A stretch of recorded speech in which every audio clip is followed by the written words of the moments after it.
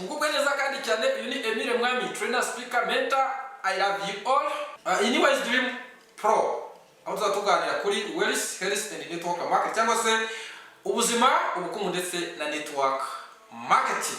Ndagira kugire ngo nyawe ndagerageza ukore subscribe, ukore share ndetse na like kuri iyi Wise Dream Pro kuko igiye kuba yagwa byinshi cyane mu by'ukuri kubijyanye n'iki tumaze kuvuga haruguru. Ubuzima, ubukungu ndetse na network marketing. Uyu munsi turaganira ku buzima. Ikiganiro cyacu gishingiye kuba ubuzima nk'uko ubona n'imbere yanjye hari ibintu ushobora kuba usanzwe utazi, ariko byose biraza kuba bigaruka ku buzima. Turaza kugenda tubigarukaho kimwe ku kindi ariko mu ncamake.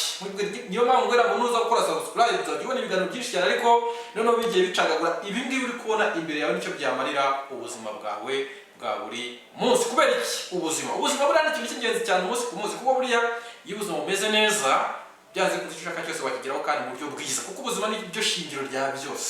Iyo ubasha kuba ufite ubuzima bwiza buryo ubasha kugera kuri byinshi. Iyo ufite ubuzima butameze neza kugera kuri byinshi birakugora. Munyemerere tugane kuri product zidasanzwe. Kweti muri zino product, kweti ngiye kugira kuri product zidasanzwe. Icyambere zikoze mu kintu bita Stimucell. Stimucell uza kugerageza ukora ubushakashatsi urebe neza aho isi igeze, bakubwira ko tugiye kugerageza kuvura indwara ariko duhere ku cyateye indwara. Umuzabura ngo zakuvura indwara ariko atakuvuye icyateye indwara, it is a big problem. Nta kibazo kizaba gikemutse burundu. Umunsi tugiye kubwira kuri product nziza zidasanzwe zikoze muri technology yitwa Stimucell ikora ku cyateye indwara, hanyuma icyateye indwara kimaze kuva mu mubiri ko byagenda kose indwara burigira gutivamo ikagenda burundu. Kubera iki? Kubera impamvu ngiye kubwira no ku buzima bukoze ku buryo bw'uruhererekane, ku buryo bwitwa network. Nuvuga ngo habanza ikintu bita, hari utubanza imbere wenda ntabwo ndibuze kutuvuga, ariko kamaze mpere ku kantu kitwa solide n'akaremangingo. Oya uturemangingo tubaye twishi bitanga tissue ni inyama, iyo tissue ziranyinshi zitanga organ ni ingingo, iyo organ ziranyinshi zitanga system ni urwungano, inzungano. Iyo system zikoranye zitanga jewe, zitanga wowe, zitanga umuntu, zitanga ikiremwa muntu. Urimo se bagira ngo ngo reka rero mbivuge ntanga n'ingero. Tuvuze solide uturemangingo, umubiri wacu wose aho ukagira ngo kuva kurwara kugera ku musatsi ni solide n'uturemangingo. Ngo buri kantu kose kakagize n'utuntu duto cyane turashaka kugaragara tubona na microscope. Iyo biteranye bibyara inyama z'umubiri. Inyama z'umubiri, iki kintu rero inyuma gutya ukora ukabona ni ikintu ni inyama, bango ibikani kose kakugize bango ni iki ni inyama. Yo ziteranye zibyara organ. Organ twavugamo wenda ijisho, ugutwi, cyo tutangira kugira ibintu bigaragara. Igifu, umwijima, umutima, impyiko n'ibyo bitandukanye zose niki ni ingingo z'umubiri. Reka tugurane rero iyo zitaranye izo ngingo z'umubiri zigatanga system cyangwa se urwungano. Tuvamo urwungano merekanya makuru tuka ku bwongo gaca mu muri tw'umugongo, tukabonamo urwungano nyamaraso aho buryo amaraso atembera mu mubiri, tukabonamo wenda urwungano rw'inkari uburyo imyanda isoka mu mubiri, tukabonamo wenda urwungano ngogozi uburyo ibyo bishobora kuba byakugirira muri kuba byakugirira umumaro. Iyo neza rero urwungano zitanye zo zibyara umuntu cyangwa se zigatanga Emile. Nevuge ko ngiye kuguha ingero. Hanyuma hari ikintu cyose ubu ngubu bavuga ngo ni indwara z'akarande, ni indwara zidakira, ni indwara urwara kubwira ngo heba icyo gihe uzarwara. Reka mubwize kuri muvandi wanyu aha ngaha nukurikirana neza Wise Dream Pro cyane ku gice kiri cy'ubuzima, uzumva neza ko indwara yari yose ishobora kuba yakira mu mubiri. Igihe cyose wamaze kumenya ikiyitera ukakivanamo, uko byagenda kose indwara izagera gute izakira. Ese wari ubizi? Ariko Wise Dream Pro uzayibona. Bivuze iki? Bivuze ngo ikintu cya mbere umuntu ufite ikibazo cy'uburwayi buvuga ngo ntibukira, ngo ntibwandura, ikintu akeneye ntabwo ari umuti. Oya, ugiye kubaza ngo ese noneho akeneye iki? Ikintu akeneye cya mbere buriya ni ibiganiro. Ni ibiganiro nk'ibi ngibi byo kuri Wise Dream Pro cyane cyane kuri parite y'ubuzima. Nyabona nimba umuzi muhere akore subscribe, hanyuma ajye akurikirana ibiganiro byacu 100% ko azungukiramo inama nyinshi cyane. Nuvuga ngo akeneye iki? Akeneye amakuru y'uburyo ki indwara yafasha. Reka none turebe ni gute no izi products Stimucell uzakora search, uzakora ubushakashatsi nawe bwo urebe Stimucell ikora gute. Mu kinaza kureba gusanga Stimucell cyambere cyo ifite irahenze. Icyaka ntabwo ari kinini ahubwo ni poudre, ni ifu. Ni ifu turazakora uburyo ki ifatwa.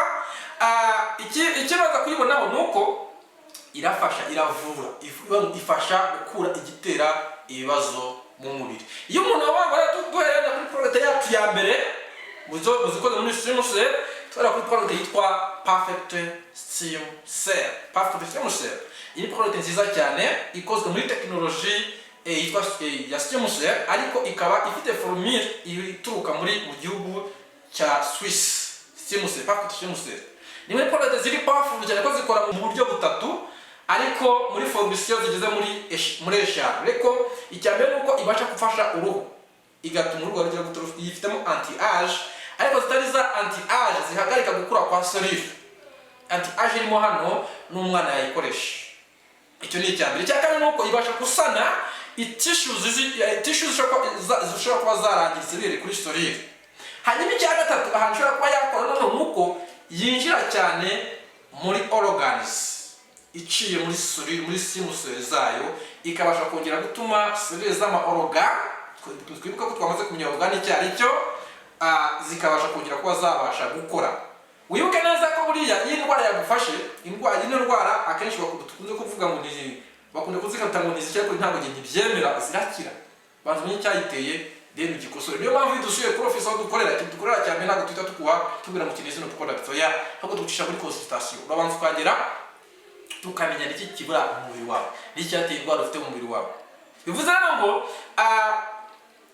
Perfect Stem Cell yigeze mu mubiri ntabwo igiye kuvura indwara warwaye niba warwaye, ahubwo Perfect Stem Cell igiye kureba n'iki cyateye indwara ikagikuramo, cyamara kuvamo. Niba amaze gukora diabete ntabwo uvuze ngo umuganga ubwo ntacyo amaze, ahubwo ya ndwara muganga ni ndwara treatinga, ariko nayo treatinga bijyanye n'icyateye indwara izabasha kuva mu gize gute ku buryo bwihuse. Cyo kintu Perfect Stem Cell ibasha kugira gute ibasha gukora.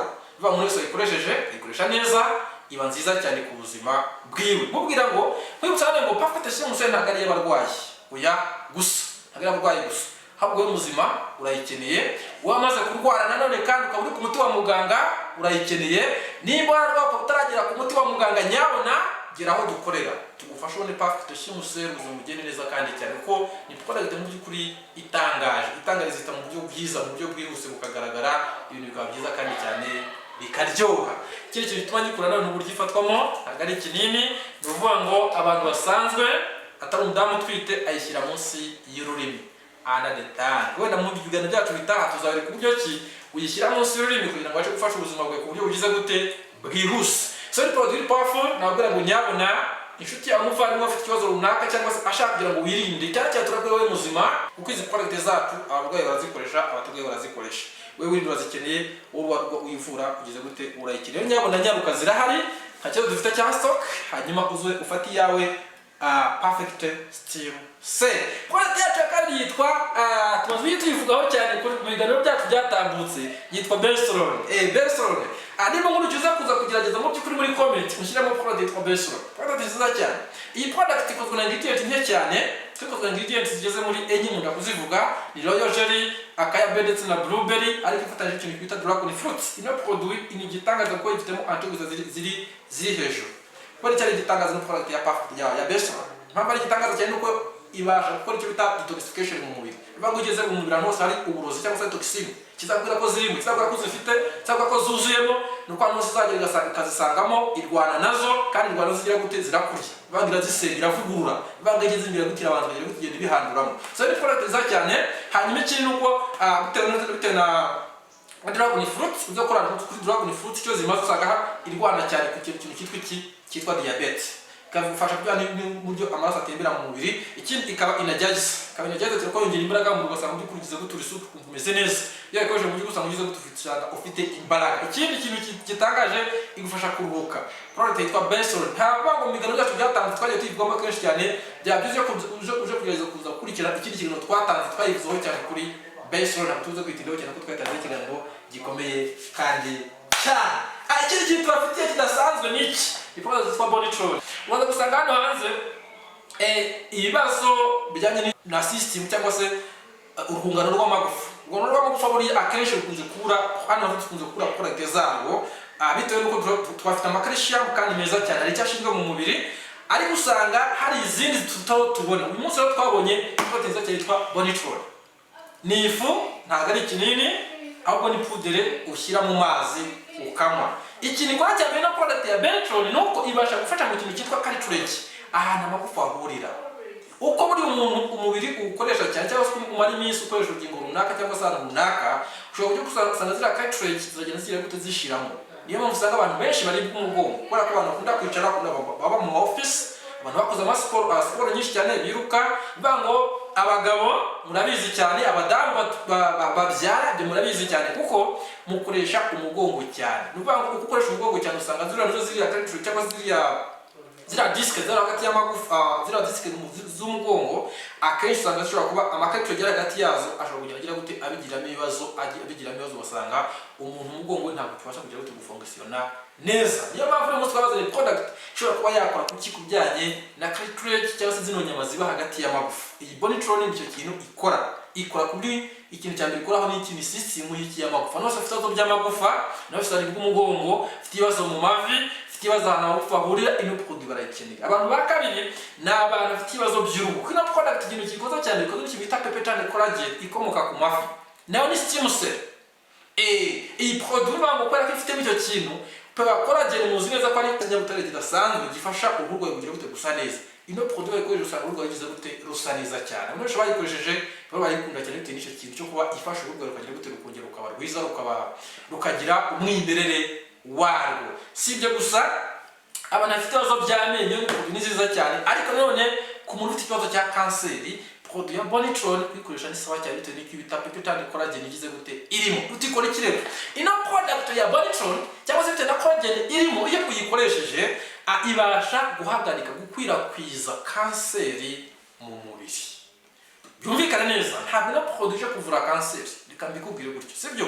Nuvuga ahubwo ni mfite wenda tutaze nk'urugero tumaze wenda nk'urupapuro tukarutwika, tumaze kurutwika rwajyana tukaruzimya, turarutabaye already ubyo baba tumaze kurutabara. Niba nta kintu twakora kugira ngo dusubizeho, uruze ko twashyiraho super ikindi kintu wenda tukagiye kugira ngo dusubizeho ahantu hagize gute hahiye. The same ni product ya Bonitrol no ikoresheje nta kindi kintu ikora iki ahantu hose. Ahantu kanseri yigeze igira gute irahagarara, ugasigara no kugira gute no kuba wakiza ibyo yamaze kugira gute kwangiza. Rero product ya Bonitrol iri powerful cyane, biraba byiza ko nayo ugenda ugakora nawe ugakora search yawe ukareba ko ni product nziza cyane ku muntu ugize gute kumushaka kugira ngo mu by'ukuri agire ubuzima bwiza. Kwibutsa ko product zacu ntabwo ari iz'abarwayi gusa, no, niba ufite ubuzima bwiza ushaka kugira ngo ukomeze kuba bwiza cyane, nyabona tugane aho dukorera muri Chic tugufashe. Niba kandi amaze kugira ikibazo runaka ko ararwaye, nyabona hagire dusuzume turebe ikintu cyateye ikibazo cyawe, nitumara gufata cyateye ikibazo cyawe turamenya ibyo tugira ngo uburyo twagufasha, hanyuma cya kibazo kibasha kuba cyajya gute cyava mu mubiri neza, dukuye icyagiteye mu mubiri, ugasanga uri kumugeza utabasha kumererwa neza kandi cyane. Abantu bakunda kugira gute ikintu cyitwa bakunda kwinywera akantu ka coffee. Niba ukunda kwinywera rwose bakunda kugira gukoresha ibyo kwinywera, ukunda impumuro ya coffee, ukunda coffee ariko no bitari coffee gutyo gusa, ahubwo coffee irimo no kuba yagufasha kugira ubuzima bwiza. Nyabura dufite coffee nziza cyane idasanzwe gitangaza ko dufite coffee yitwa high collagen coffee. Mu bintu tuzakunda kugaragaza cyane n'udusura niduhura, uzakata tukunda kugaragaza ikintu cyitwa collagen. Kubera ko collagen twasanze mu by'ukuri irirabura cyane mu bintu benshi bagira gute mu bibazo tuba twakira cyane ngo tuganira mu bantu turebera icyo bita wellness mu mubiri yabo, dusanga afite n'ikibazo cyitwa collagen. Wellness iyo turebye neza mu dusanga benshi bagira gute bagenda bagira icyo kibazo cya collagen. Rero dufite product nziza cyane ikungahaye n'ibyo bintu bya collagen, iyo ntungamubiri ya collagen ifasha umuntu kumererwa neza cyane. N'ubanga ino coffee si ntabikozwe na peptide collagen gusa, kuko ikozwe n'ikintu bita makatonga tea cyangwa se makatonga tea ni ikimera kifitemo ubushobozi bwo kuba cyatanga testosterone iri hejuru cyane, umusemburo wa testosterone.